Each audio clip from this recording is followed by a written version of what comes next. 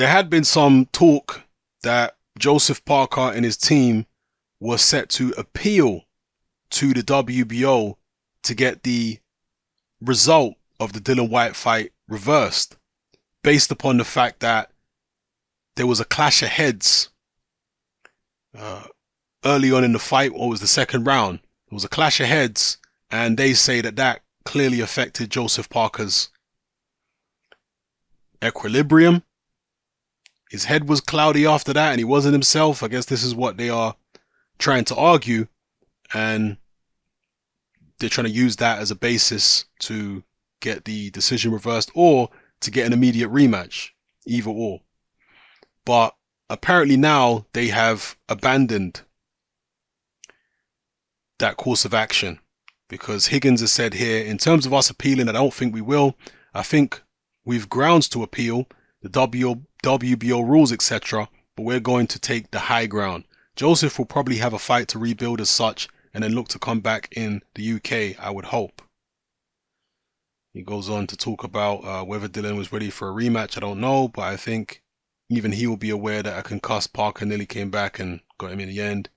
Look, Parker did receive a headbutt, an unintentional headbutt from Dillian Whyte. It definitely wasn't an intentional butt as far as I'm concerned. Some people have got this ridiculous, unrealistic view of boxing where anytime anybody gets hit with a head, oh, it must have been intentional. Have you ever been in a boxing ring? Particularly with anyone who's an experienced fighter, anyone who's an aggressive fighter, anybody who's a puncher, you know, anyone who's a professional. It gets physical in there. When you come close to an opponent and you're trying to throw a body shot, you're supposed to keep your chin on your head, your chin on your chest. And if your chin is on your chest and you're the same height as your opponent, or a little shorter, like Dillian Whyte was, guess where your forehead's going to be? It's going to be in your opponent's face. As you come together, you're trying to get a body shot off or a short punch off, your forehead is going to be in your opponent's face unless he's got his chin tucked down too. But again, if you're shorter than him, your head still might be in his face. So clashes of heads happen. And usually the taller guy, and Parker's slightly taller than Dillian Whyte, usually the taller guy comes off worse. Not always, but usually. So the fact that it was an accidental headbutt should preclude any type of appeal being launched. Because it was the kind of accident that happens in the course of a tough fight. You know, it's one of those things. And the headbutt, it's not like it caused a major cut or anything like that. So he couldn't see. He had plenty of rounds to try and get his equilibrium back. You know, if it's not an intentional foul and there's no cut or anything like that, I don't know. Maybe there was grounds in the WBO rules. I haven't read them with regards to this, but I just felt like it was a little silly, you know, of Parker's team to be talking about appealing a decision and all that kind of stuff.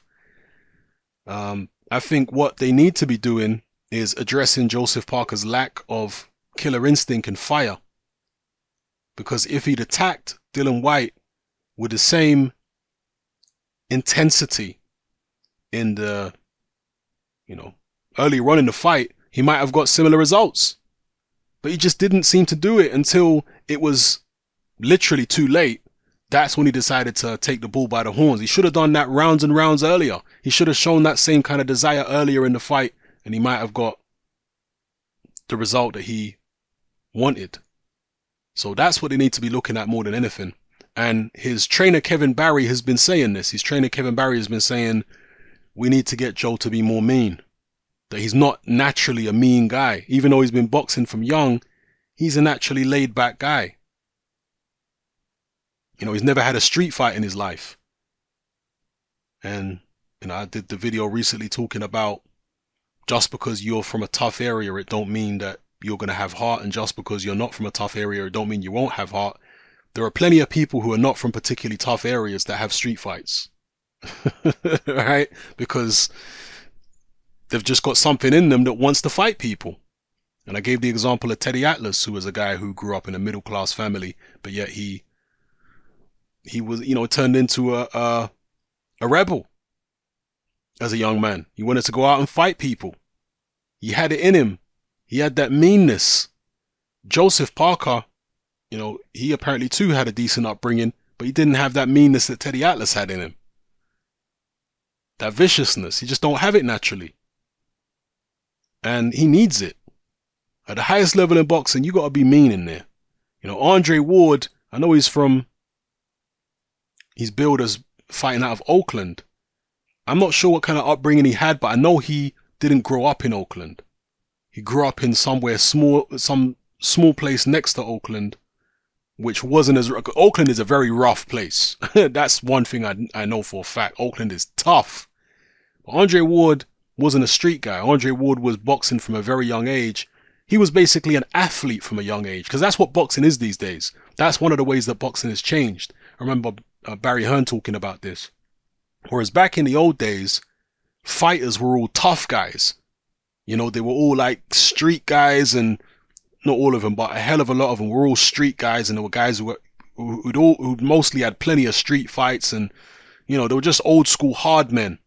Whereas today, most of the fighters are not like that anymore. Most of the fighters are athletes. They're not guys who have had loads and loads of street fights a lot of the time. They're guys who have been boxing from when they were like 8, 9, 10, 11 years old. And they've just been trained as athletes. Yeah, they're fighters, but not in the same way that a lot of the old school boxers were, And Joseph Parker comes from that same mold. But unlike a lot of the other guys, like an Andre Ward, because Andre Ward, tough. He's tough. He's not going to be found wanting for heart or tenacity or meanness in a boxing ring. Andre Ward's got that. Even though he ain't a street guy, he's got that meanness in him. Joseph Parker needs to find that meanness from somewhere, if it's possible. And that's what his team needs to be looking at. I wonder if he's going to continue on with Kevin Barry. I also wonder if he's going to continue on with David Higgins, because Dillian Whyte was talking at the pre-fight press conference about how David Higgins is allegedly taking an enormous percentage of Joseph Parker's purse. And Kevin Barry, apparently the Prime Minister of New Zealand, this is what I read recently. The Prime Minister of New Zealand thinks that Joseph Parker needs to get rid of Kevin Barry.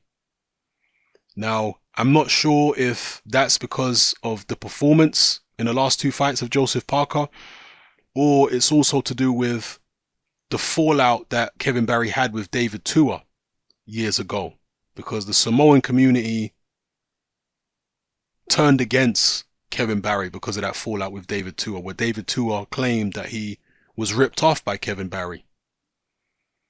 So is Joseph Parker naive business-wise? Is he being taken advantage of by Kevin Barry and David Higgins? I have no idea. I'm just putting that question out there. And if he is he starting to suspect as much? And is he perhaps going to look to move on and sever ties with the likes of a Kevin Barry and maybe even a David Higgins too? Going to be interesting to see, because normally when fighters lose fights, they attempt to change something. There's a saying which I like, and the saying goes, if you always do what you've always done, then you'll always get what you've always got.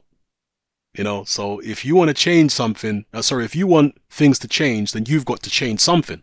You can't keep on doing the same thing over and over again and expect a different result. It's going to be the same result. That's why fighters often change, particularly when they've lost a few fights in a row or look bad for a few fights in a row. They'll think, you know what? I've got to change something. I've got to change the trainer. I've got to change the matchmaker. I've got to change something. Maybe change the nutritionist or get a strength and conditioning or change something, because something is not working here. Anyway, let me know how you feel about everything I've talked about in this video. It's happening. I'm out.